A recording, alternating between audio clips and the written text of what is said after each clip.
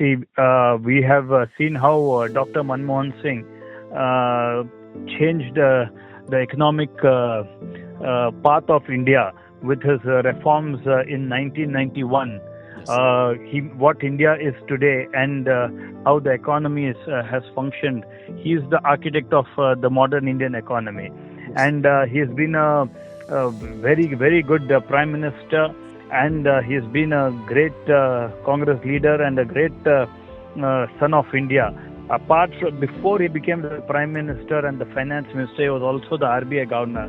So he has served India, and today we can say that he's the architect of the Indian economy. And this is a very irreplaceable loss, and it is a loss to the nation. It is a loss to the Congress Party.